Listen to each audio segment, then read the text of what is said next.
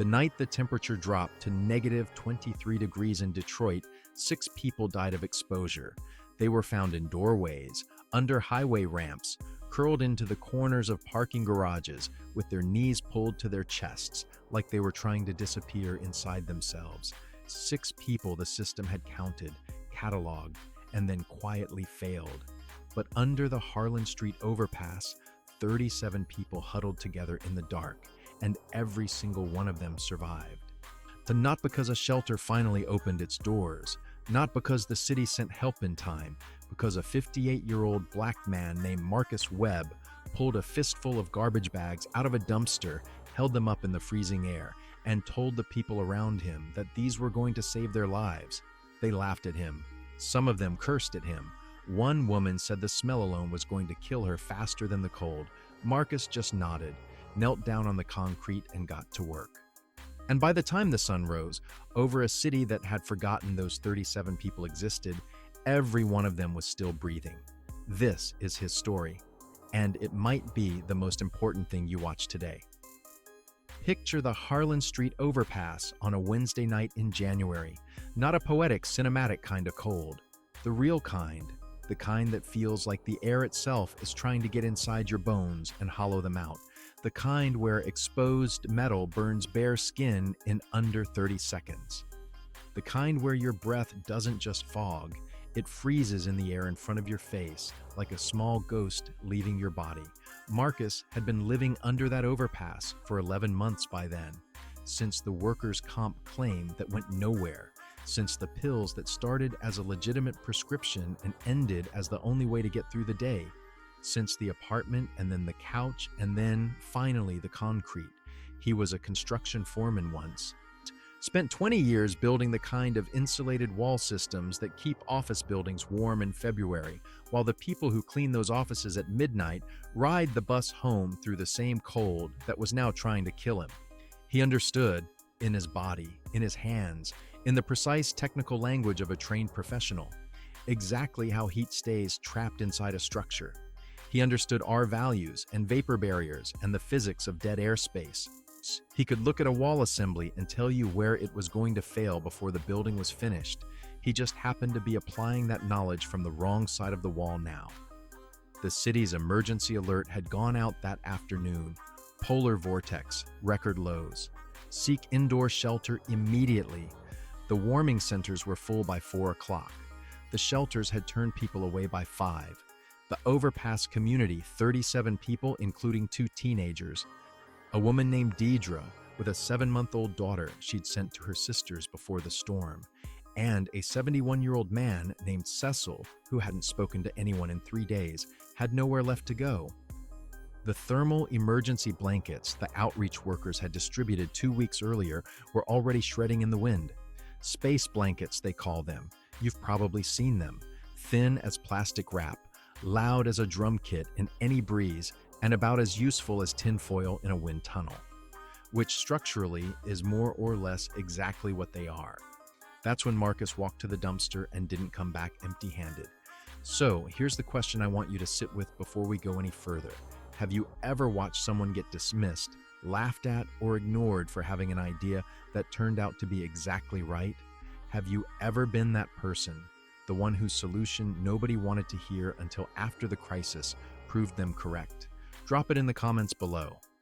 Because what you're about to discover will change how you see intelligence, survival, and who we've collectively decided gets to be the expert in this country. Let's talk about the modern emergency response to extreme cold exposure. Because the system that was supposed to protect those 37 people that night was not designed to protect them. It was designed to look like it was designed to protect them. There is a difference, and it is a difference measured in lives. The thermal mylar blanket, the staple of every emergency response kit, disaster relief package, marathon finish line, and roadside safety bag sold at gas stations for $12, next to the beef jerky and the travel mugs. You know the one, crinkly, silver, makes you look like a leftover baked potato. It was developed by NASA in 1964 for use in the vacuum of space, an environment with zero wind, zero humidity, and zero convective heat loss whatsoever. In those specific conditions, On a perfectly still and dry night, it reflects roughly 85% of your body's radiant heat back toward you. That's the science. That part is real. On a night like the one Marcus and his community were facing, negative 23 degrees, wind gusts above 30 miles per hour, it fails almost immediately. Wind cuts straight through the unsealed edges. The film tears at the first aggressive movement. It traps no warm air against the body because warm air cannot survive inside a wind that aggressive. The moment that air layer breaks, the blanket becomes nothing more than a very thin, very loud piece of plastic with a good marketing story. It is a space-age solution that consistently fails to perform in the earthly conditions most people actually face when they're freezing to death. And it is what every major emergency management system in this country hands out and calls preparedness. Every year, without revision, without question, the warming centers that turned people away that night weren't overwhelmed by some unusual or unprecedented spike in need. Detroit had been systematically cutting its winter emergency shelter capacity for 6 consecutive years before this storm. The decision was budget-driven, made in conference rooms by people who had never once spent a night outside in January. The outreach vans that couldn't reach the Harlan Street overpass in time weren't understaffed because of bad luck or an act of God. They were understaffed because homelessness services in American cities have been chronically and deliberately underfunded for decades, while the visible architecture of response, the brochures, the hotlines, the task forces, the feel-good press releases, time to winter holidays, keeps expanding. More language, fewer beds, more committees, fewer blankets that actually work, more official answers, less actual warmth. Here's the part that should make you stop and feel something close to outrage. The people under that overpass did not fail to save themselves because they were incapable. They were failed by every system that existed specifically to serve them. And then, the moment someone inside that community found a solution using what was available, a solution grounded in real science, real physics, real engineering knowledge, the first response from the people around him was laughter. Not curiosity, not gratitude, laughter. The problem was never those 37 people. The system was built to process them, document them, and move on, not to protect them. So, what did Marcus actually do under that overpass? Let's walk through it precisely, because the science embedded in what he built is extraordinary, and it was hiding in plain sight inside every dumpster in that city, in every alley, behind every restaurant and apartment complex. He pulled out 12 large black garbage bags, heavy-duty contractor grade, 42-gallon, not the thin kitchen kind that tears if you look at it wrong. And then he went back to the recycling bin and came out with his arms full of crumpled newspaper. Not folded newspaper, crumpled, actively, aggressively crumpled into loose, irregular balls. The distinction matters more than almost anything else in this story. He started moving through the group, calm as a man who had done this before. Arms out, he told them, "Jacket stays on. We're building layers. Here is the mechanism, and it is beautiful in its simplicity. When you wear a jacket in extreme cold, the jacket itself generates zero heat. Your body generates the heat. Every single calorie of warmth under that overpass was being produced by 37 human metabolisms, working as hard as they could to keep 37 people alive. The jacket's only job, its entire purpose, is to trap a thin layer of warm air close to your skin and dramatically slow the rate at which that heat escapes into the surrounding environment. Building scientists call this thermal resistance. They measure it as an R value. The higher the R value, the slower the heat moves from warm to cold, from your body to the night air that wants to take everything you have. A standard winter jacket achieves thermal resistance through synthetic fill or down, materials that create thousands of tiny pockets of completely still, trapped air. Here is the critical insight that Marcus understood from his construction career. The jacket fabric itself is not the insulator. The air is. The fabric is just the container that holds the air still so it can do its work. Think of it this way.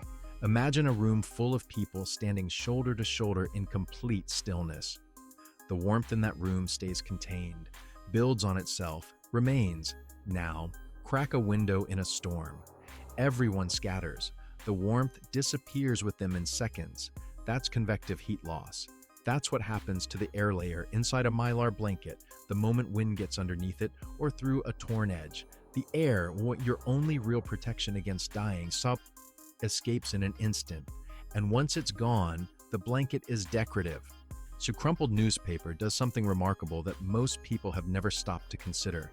Each sheet, crumpled into a loose, irregular ball, creates dozens of tiny sealed dead air pockets inside the folds and crevices.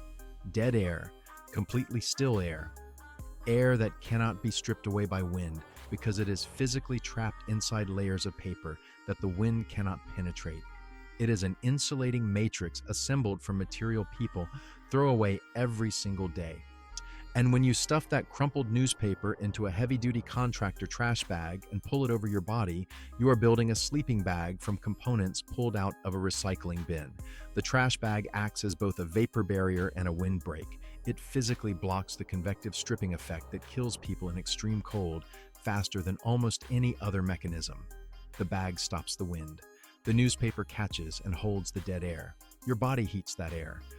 The system holds it in place. Because Marcus was a foreman, he understood layering from wall assembly work.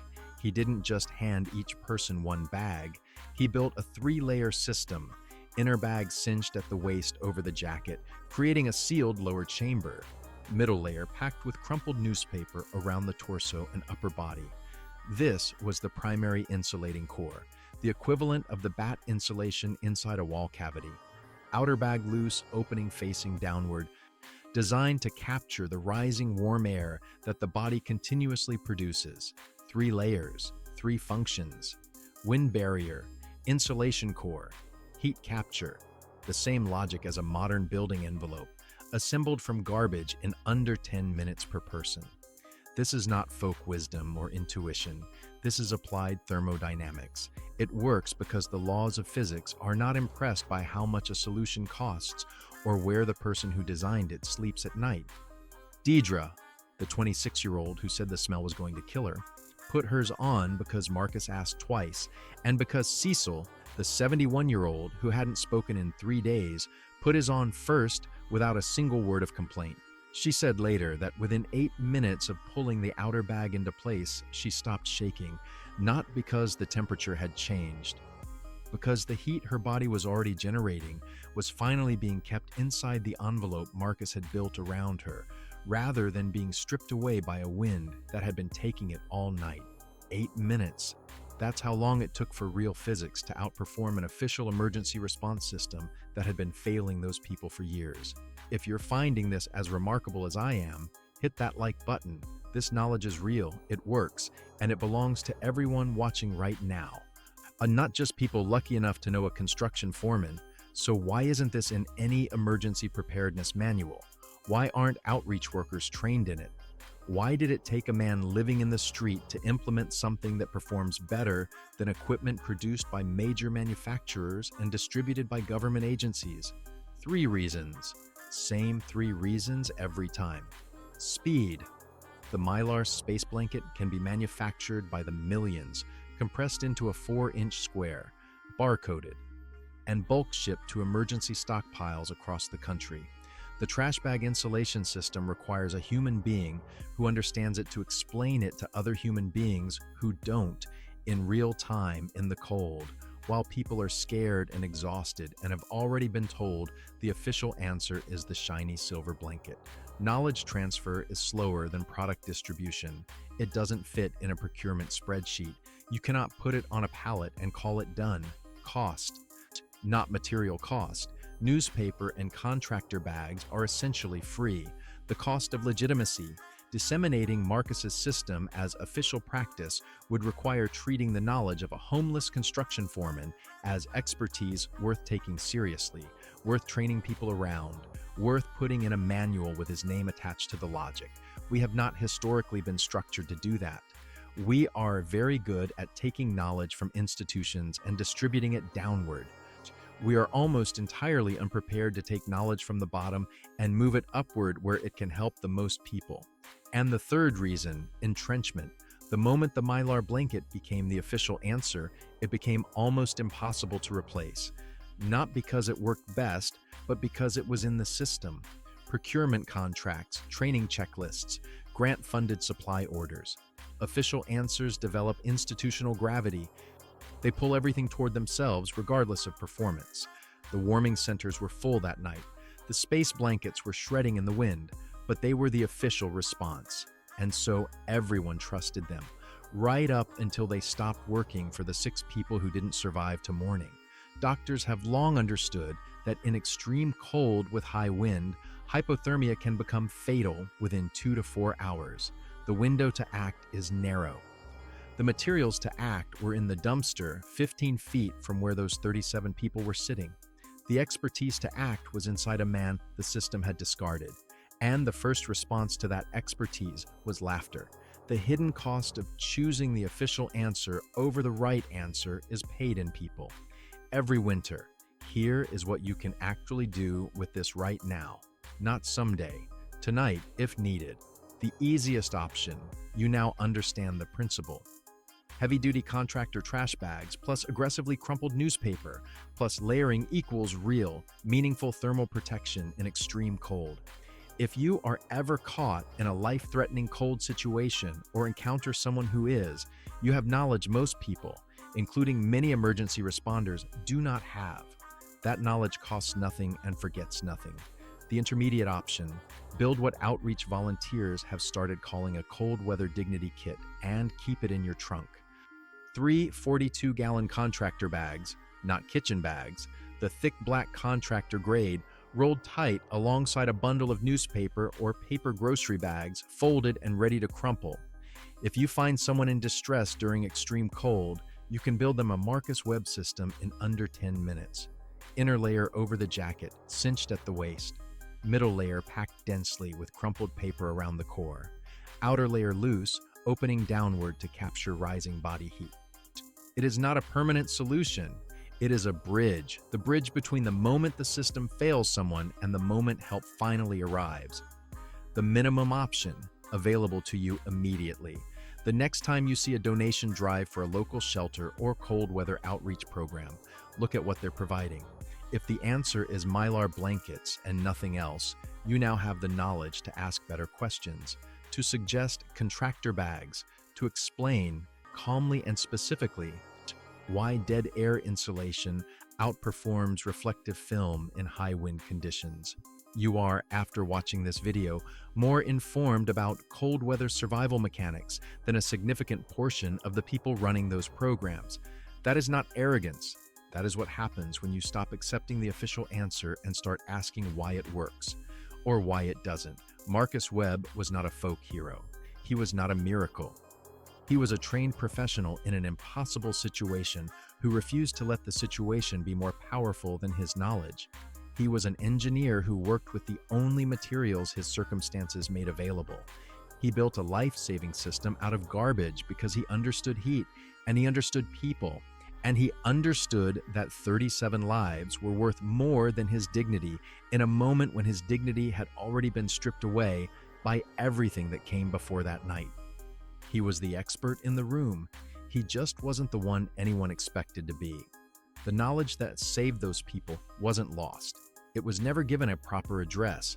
We're building this channel around exactly that idea. The solutions that were always available, the expertise that was always present, the intelligence that was always there, buried under assumptions about whose ideas are worth taking seriously and whose aren't.